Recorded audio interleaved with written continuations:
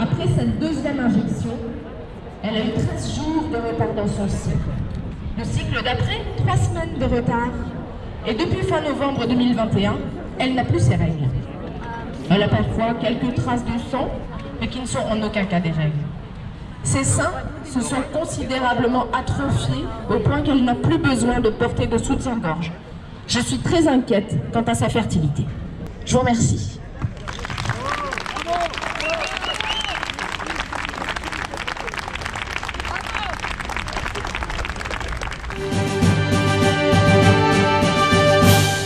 Je m'appelle Laurence Kayser, je suis médecin gynécologue en Belgique depuis 20 ans et je suis depuis 1 an et demi extrêmement active sur tous les médias alternatifs pour essayer d'alerter sur la façon dont ces injections impactent la santé des femmes.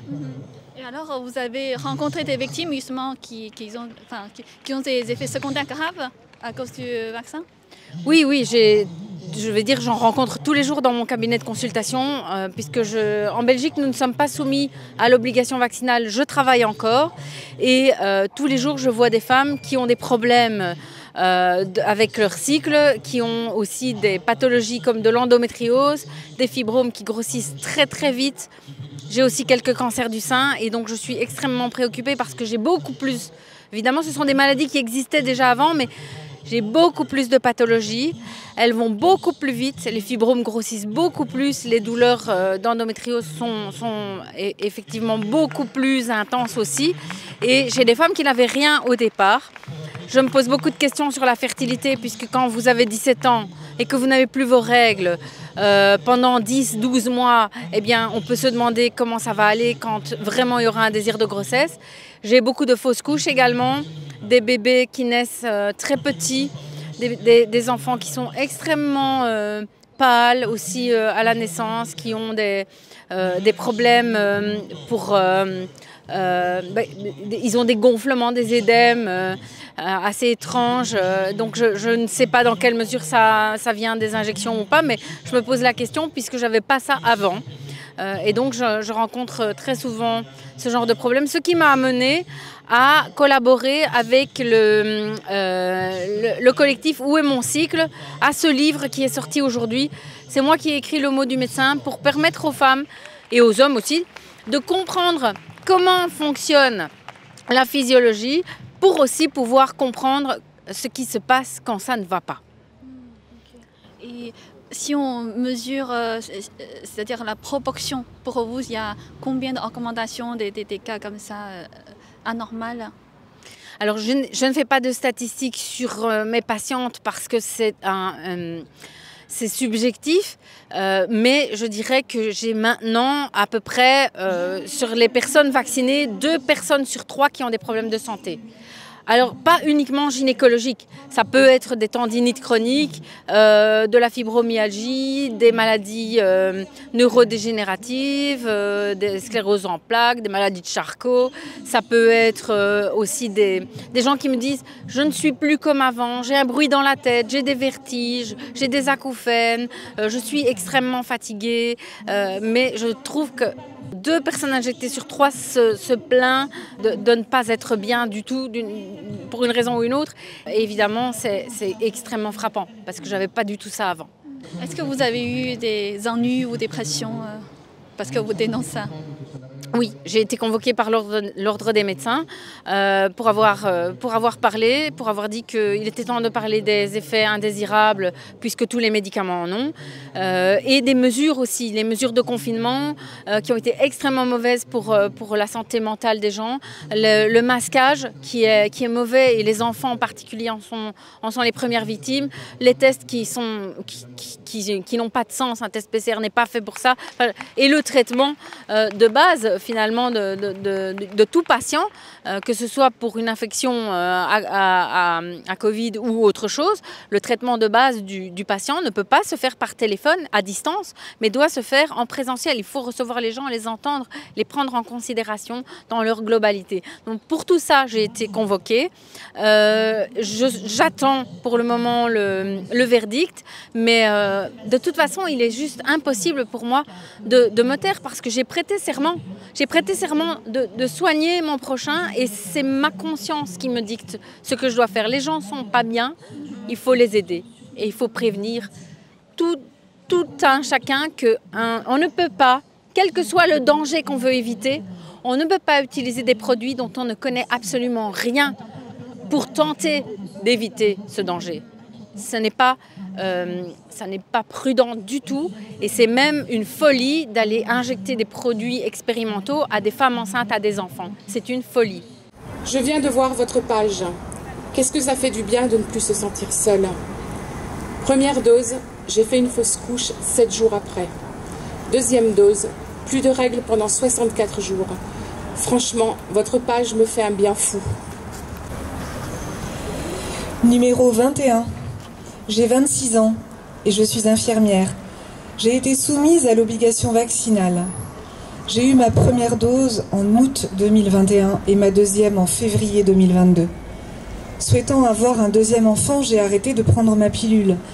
J'insiste sur le fait que j'ai toujours eu un cycle régulier. Mes règles ne sont jamais arrivées. J'ai fait plusieurs examens et j'ai été diagnostiquée ménopause précoce. Les médecins sont surpris au vu de mon âge. Bonjour, je m'appelle Claire, j'ai 25 ans et je suis une victime des effets secondaires du vaccin Covid-19. Vous pouvez décrire qu'est-ce qui vous arrive? Oui, alors j'ai reçu une seule dose de vaccin, donc c'était Pfizer. C'était en juillet 2021 et 48 heures après, j'ai développé de nouveaux symptômes que je n'avais jamais eu auparavant. J'étais en pleine santé, enfin j'étais vraiment en bonne santé. Et en 48 heures, ma vie a complètement changé. Donc j'ai développé des paralysies dans les jambes, dans les mains, dans les bras. J'ai eu du brouillard mental, j'ai eu des problèmes visuels. J'ai eu un petit peu des espèces d'acouphènes, un mal de dos terrible. Je n'arrivais plus à me déplacer correctement. J'ai eu vraiment énormément de symptômes. J'ai aussi perdu pas mal de cheveux à un moment donné. J'ai eu des tremblements dans les mains. J'ai eu des sensations de brûlure au niveau des nerfs. J'ai eu mal à la nuque. Et vraiment tout ce qui est... j'ai eu des migraines, des maux de tête, vraiment l'enfer. Et surtout aussi une fatigue aussi, très fatiguée. Parfois le cœur qui s'accélère. Je ne pouvais plus monter les escaliers. Voilà, c'était horrible. D'accord. Donc vous avez consulté tout de suite le médecin? Oui, j'ai vu mon médecin traitant. Qui lui au début m'a dit que c'était peut-être du stress ou alors une maladie auto-immune que j'avais déjà avant. Bon, au début, il n'a pas trop cru que c'était le vaccin, mais au fur et à mesure des mois maintenant, il commence à entendre en fait mon témoignage. Et bon, il est toujours un peu en recul, il n'ose pas l'admettre, mais il m'écoute, enfin. Mais c'est compliqué. D'accord. Et au niveau de votre santé, ça a amélioré un peu ou pas? Oui, alors là aujourd'hui ça fait 15 mois et je vais beaucoup mieux, beaucoup mieux. Alors pas totalement, j'ai encore des petits trucs à droite à gauche, mais globalement ça va mieux. J'ai refait du vélo la semaine dernière, donc je pense que ça va aller dans la bonne direction. Au niveau des cycles, parce que vous avez beaucoup de symptômes, au niveau des cycles, vous n'avez pas de... Non, alors je n'ai rien eu au niveau des cycles et je pense que je n'ai rien eu au niveau du cœur. Alors j'ai eu comment on appelle ça, de la tachycardie posturale, mais ça c'est pas lié au cœur, c'est neurologique en fait. D'accord. Et est-ce que vous voulez saisir à la justice? Pour le moment non, parce qu'apparemment on ne peut pas poursuivre Pfizer. Donc pour le moment non, mais j'attends de voir un peu comment se déroule un peu l'avenir si les effets secondaires commencent à sortir ou voilà, là je prendrai une décision. Et là, si vous pouvez passer un message, quel message vous voulez passer? Déjà, pour les médecins, si jamais il y a des médecins qui écoutent, vraiment écoutez les victimes, enfin, il faut écouter vos patients. Si on vient vous dire demain qu'on a eu des problèmes à cause d'un vaccin, on ne les invente pas, on n'est pas là pour le plaisir. On est là parce qu'on veut être soigné et c'est un peu leur but, leur métier, et c'est pas le cas. Vous avez quand même vu plusieurs médecins, c'est-à-dire c'est leur opinion générale, c'est leur position générale, ils n'osent pas? Soit ils n'osent pas, ou alors ils me disent que c'est peut-être lié au vaccin, mais qu'il n'y a aucune preuve. Voilà. Mais oui, j'en ai vu plusieurs, oui. J'en ai vu plusieurs. Et pour vous, c'est certain, ça vient du vaccin? Certaines, absolument certaines.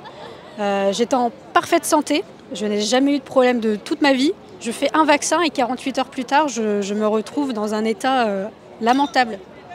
Pour moi, il n'y a aucun doute. Et j'ai réussi à trouver d'autres victimes qui ont eu exactement la même chose que moi. Donc pour moi, ce n'est pas une coïncidence. 2 doses Pfizer cet été.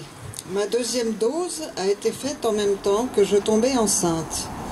Je n'ai aucune preuve de ce que j'avance. Ce que je sais, c'est que je mène une vie plutôt simple et saine.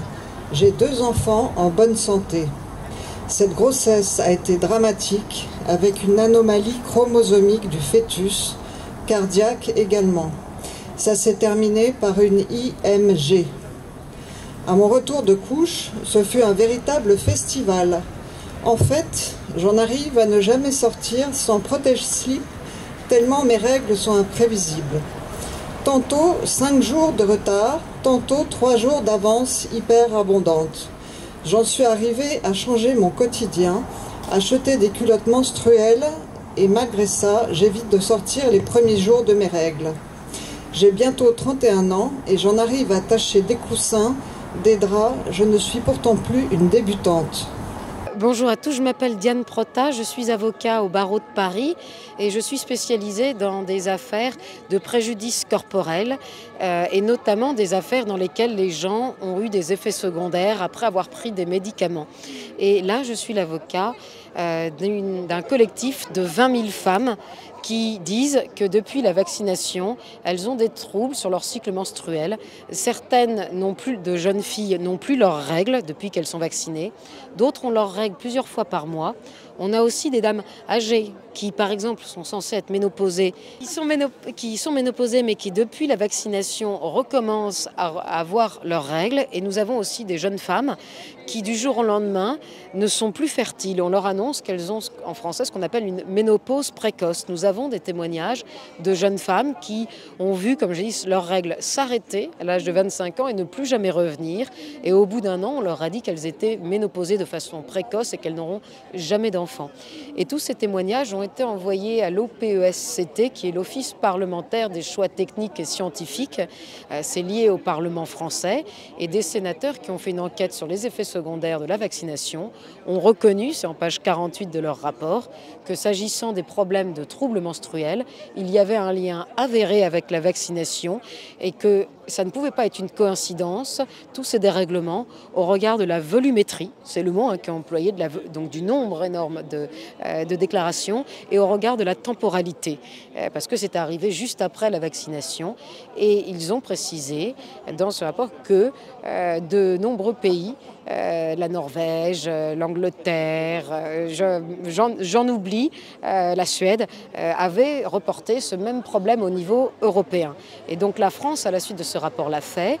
Et aujourd'hui, le collectif fait ce rassemblement pour appeler au soutien, parce que nous demandons une audition publique au niveau européen pour que toute la lumière soit faite pour toutes les femmes d'Europe sur les troubles qu'elles subissent, ou en tout cas qu'elles dénoncent, ensuite de la vaccination et qui affectent leur bien-être gynécologique, mais aussi peut-être leur fertilité. Et en tant qu'avocat, comment vous pouvez protéger justement ces femmes qui sont en difficulté? Parce que tout à l'heure, j'ai interviewé une victime, elle a dit qu'elle ne va pas lancer dans la justice parce que ça a l'air compliqué. Alors justement, aujourd'hui encore, les dossiers à titre personnel des gens sont difficiles à faire avancer parce que les experts médicaux ne reconnaissent pas le lien avec la vaccination ou souvent disent que comme ce n'est pas là, trouvent d'autres idées. La seule façon d'y arriver aujourd'hui, c'est qu'il y ait un changement dans l'opinion publique et aussi qu'on fasse des actions collectives. C'est ce que font les femmes, parce que si vous réunissez le même type d'effets secondaires, arrivez au même moment avec tous ces témoignages, parce qu'aujourd'hui, c'est les témoignages témoignages, ce sont la preuve. Les gens vous disent, il n'y a pas eu beaucoup de déclarations en pharmacovigilance, mais tous les médecins ne reportent pas. Tout le monde ne pense pas à le faire. C'est pour ça que les témoignages qu'on a lus aujourd'hui sont si importants. C'est sur la base de ces témoignages qu'on démontre la réalité des choses et qu'on a pu faire admettre au Sénat français qu'il existe un lien avéré, puisque c'est ça la volumétrie, c'est le nombre de témoignages qu'ils ont reçus et le temps dans lequel ils les ont reçus. Donc à mon sens, on pourra faire reconnaître les effets secondaires, mais si on procède par catégorie et qu'on réunit suffisamment de témoignages de gens qui ont subi la même chose au même moment et qu'on prouve que c'était donc peu de temps après le vaccin. D'où cet intérêt. Quelle est votre recommandation pour que les gens puissent quand même retrouver la justice? Alors, c'est de ne pas y renoncer. C'est ça, parce que je pense qu'il y a eu depuis 2 ans des décisions qui ont été très décevantes, notamment pour les pompiers, pour les soignants, pour beaucoup d'autres. Il y a des décisions qui sont très décevantes aujourd'hui sur la question de la vaccination, mais il ne faut pas renoncer. Cette vaccination est là depuis 2 ans, simplement. Les effets secondaires, on commence à en parler depuis 1 an. Et là, ce rassemblement, ce livre et cette demande au niveau européen qui est entre les mains de Madame Ursula von der Leyen, mais aussi entre les mains de l'Agence médicale européenne, entre les mains de toutes les agences nationales de sécurité du médicament, entre les mains des laboratoires, entre nos mains à nous tous. C'est quelque chose qui a déjà été fait en 2017 pour un médicament au niveau européen. Et bien ça, c'est extrêmement important parce que le but, c'est de réunir tout le monde et d'avoir enfin une explication pour les femmes, parce qu'il n'y a pas pire que de ne pas savoir. Si, il y a pire, c'est de ne pas vouloir savoir, à mon avis. Et les femmes, elles, par contre, demandent évidemment une reconnaissance de leur témoignage. Je suis Carlo Alberto Brusa, je suis le président de l'association Réaction 19 et aussi avocat dans ma vie professionnelle. Donc vous êtes là, c'est pour défendre les victimes des effets secondaires graves du vaccin? Alors, le mot défendre, ce n'est pas exactement le mot. Je suis là pour apporter le soutien de Réaction 19, de mon association, qui se bat depuis 2 ans et demi contre ce qui était une forme de dictature sanitaire, qui a amené aussi aujourd'hui à des femmes qui se sont vaccinées, peut-être parfois contre leur volonté, à devoir vivre aujourd'hui des effets qui sont terribles. Et aujourd'hui, la réalité, c'est que dénié par les pouvoirs publics, et qu'aujourd'hui, il y a beaucoup de gens, et notamment des femmes, qui ont des règles modifiées, parfois certaines femmes qui les ont perdues, avec des effets qui sont terribles dans la vie de tous les jours. Donc c'est pour ça que je suis là. Je suis là parce que ça ne fait que confirmer que ce que nous dénoncions il y a 2 ans sur le risque de cette thérapie, qui est une thérapie qui n'a rien à voir avec la vaccination classique, dont on peut avoir déjà des doutes, eh bien, provoque des effets et n'a pas aidé la solution parce que l'épidémie n'a pas disparu, parce que les gens se sont fait piquer. L'épidémie disparaît parce que, comme toutes les épidémies, il y a des pics. Et puis, au fur et à mesure, les gens s'immunisent, mais s'immunisent à travers une vraie immunisation. Voilà, pas celle de ces produits, qui sont plutôt des produits néfastes pour la santé. Et au-delà du problème des effets secondaires graves, quelle est votre observation pour les problèmes généraux dans notre société actuelle? Aujourd'hui, nous sommes en train de vivre les conséquences d'une forme de dictature dans laquelle l'État veut avoir une emprise totale sur les sujets. Aujourd'hui, la liberté est en péril. La liberté est en péril, mais elle était déjà en péril avant. La Covid-19 a mis en exergue que le pouvoir de l'État était absolu. Le pouvoir de l'État a été d'aller nous empêcher de vivre, de sortir, d'aller faire nos courses, en distinguant des chaussettes qu'on ne pouvait pas prendre quand on pouvait acheter des tomates. L'État nous a demandé de ne pas embrasser nos grands-parents. L'État nous a imposé de ne pas nous réunir. L'État nous a imposé... nous a privés de toute liberté pour faire face à une épidémie. Alors quand on prive les gens de toutes les libertés pour se battre contre une épidémie, pour moi c'est quelque chose d'inadmissible.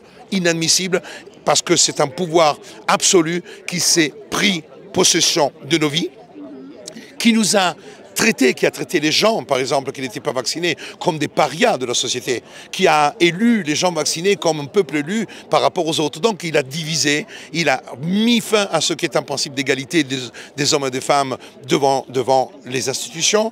Il nous a discriminés et continue à le faire. Et ça sera comme ça. Et peut-être aujourd'hui c'était la Covid, demain ça sera l'énergie, ça sera le chauffage à la maison, ça sera toute autre forme de sidération qui donnera à l'État le pouvoir de contrôler chaque individu et d'avoir un contrôle sur sa manière de vivre. Donc venir sur Terre pour être des sujets non du droit, mais des objets de droit, c'est pas une vie. Être sur terre, ça veut dire être libre, bien sûr respecter les règles, mais pas avoir l'État qui vient contrôler dans notre vie privée ce que nous devons faire pour manger, pour dormir, pour se chauffer, pour se laver. Ça, c'est quelque chose qu'aujourd'hui, je trouve ça inadmissible, parce que l'État qui va vous dire même quelle température vous devez avoir chez vous, c'est un État qui s'immisce dans la vie privée des gens, alors que nous, on ne peut pas s'immiscer dans la leur, parce que M. Macron, les membres du gouvernement, etc., vivent une vie bien différente de celle que nous vivons, tous les jours. Justement, le président Macron a demandé à tout le monde de faire un effort pour baisser 10% de consommation d'énergie pour garantir un hiver sans coupure. Alors vous savez, les gens font déjà beaucoup de sacrifices. Que l'État commence, lui, à s'occuper de ses propres structures. Parce que quand vous avez le budget de l'Élysée, qui a même été augmenté, alors que normalement on est dans une phase d'économie, il aurait fallu diminuer le budget de l'Élysée. Alors que M. Macron vit comme un petit roi dans son château, avec tous les ministres, avec tous les services, avec la police et tout. Donc, excusez-moi, d'abord, qui commencent, eux, à gérer les bâtiments de l'État, les structures de l'État, en faisant des économies. Il y en a énormément à faire, alors que les gens, le peuple, celui qui doit se chauffer à 18 degrés, c'est déjà le peuple qui a du mal à faire ses courses, le peuple qui a du mal à terminer sa semaine, le peuple qui aujourd'hui a du mal à pouvoir faire vivre une famille normalement, le peuple qui a un SMIC qui ne permet même plus aux gens aujourd'hui de survivre. Alors, s'il vous plaît, que l'État commence lui-même à agir dans le respect des règles et pas faire le petit sketch, de mettre un col roulé pour faire voir qu'il s'occupe de nous. Voilà, tout ça c'est du théâtre et nous subissons le théâtre qu'eux décident, imposé à nous, on doit le regarder et exécuter comme des cons ce qu'eux décident. Voilà. Et pensez-vous que le peuple va suivre les recommandations du gouvernement? Le peuple, il peut faire ce qu'il a envie de faire. Je veux dire, chacun doit gérer sa vie comme il le souhaite.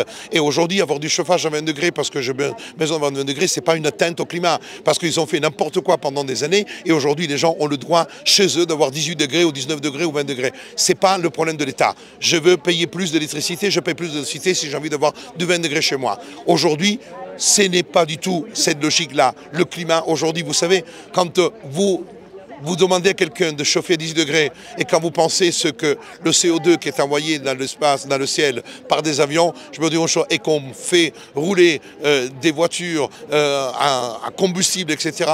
Donc tout ça, ce sont des conneries monumentales. C'est utiliser toujours cette sidération pour que les gens, même chez eux, soient atterris, soient dans la peur et dans le respect d'un État qui aujourd'hui est devenu notre papa et notre maman. Aujourd'hui, nous n'avons plus un père humain, on a l'État qui agit pour nous, qui pense pour nous, qui décide de ce que nous devons faire du matin au soir. Et un beau jour, il décidera de tout, même si on doit faire l'amour et quand il faut le faire et à quelle heure il faut le faire. Voilà. Et pour le moment, ces recommandations, c'est juste des recommandations, il n'y a pas de contrôle, il n'y a pas de... L'État commence toujours comme ça. Donc vous pensez après, il y aura l'État fera des une loi? Mais bien sûr, parce que de toute façon, ils ont vu qu'ils pouvaient tout faire. Ils ont vu qu'ils pouvaient décider que les gens, quand ils étaient assis dans un restaurant, n'avaient pas le Covid. Quand ils étaient debout, ils avaient le Covid. Alors ils sont capables de tout. Ils commencent par des recommandations. Ils voient que les gens sont là à dire « Ah là là, l'État, qu'est-ce qu'il est magnifique, ils sont magnifiques, ils sont gentils. » Et puis il y aura une loi, et après il y aura un décret. Et ensuite il y aura la police peut-être qui viendra contrôler chez nous si nous avons 18 degrés, parce que ça commence toujours comme ça.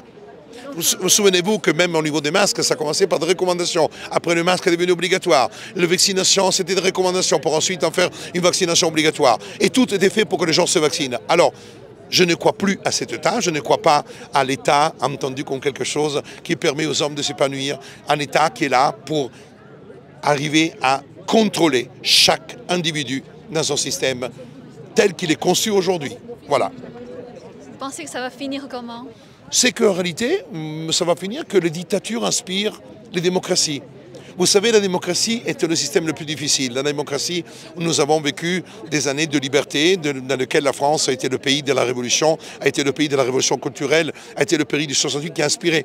Mais c'est ça qu'on ne veut plus. Aujourd'hui, on veut que des gens qui soient seulement des consommateurs. On n'en a rien à foutre de la philosophie du bien-être. Si vous êtes malheureux, prenez une petite antidépresseur. Comme ça, vous irez bien. De toute façon, ça permet de faire aussi des bonnes affaires. Alors, en réalité, jusqu'à quand nous continuons à vivre dans la seule chose qui compte, c'est l'argent et l'économie, mais qu'on ne préconise pas ce qu'on appelle le sens de la vie en pensant que le peuple et les gens doivent vivre dans le bonheur, eh bien cette manière-là va amener à une société qui est celle du crédit social. Celui où effectivement tu respectes les règles posées par l'État, tu seras bien apprécié. Tu ne respectes pas les règles de l'État, eh bien tu seras banni et mis au bord de la société. Vous savez, George Orwell, 1984, ce livre, il faut le relire parce qu'effectivement c'est un livre prémonitoire.